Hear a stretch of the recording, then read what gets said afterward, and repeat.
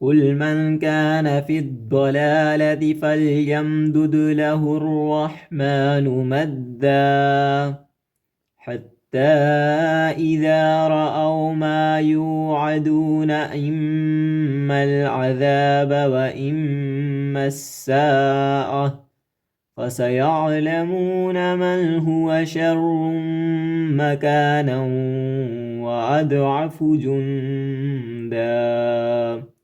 کہہ دیجئے کہ جو گمراہی میں ہوتا ہے اللہ رحمان اس کو خوب لمبی مہلت دیتا ہے، یہاں تک کہ وہ ان چیزوں کو دیکھ لے جن کا وعدہ کیا جاتا ہے، یعنی عذاب یا قیامت کو۔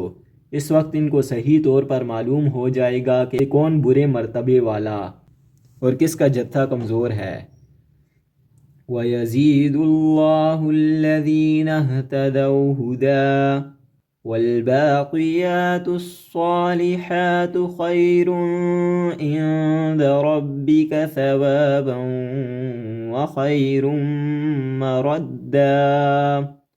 اور ہدایت یافتہ لوگوں کو اللہ تعالیٰ ہدایت میں بڑھاتا ہے، اور باقی رہنے والی نیکیاں تیرے رب کے نزدیک ثواب کے لحاظ سے اور انجام کے لحاظ سے بہت ہی بہتر ہیں۔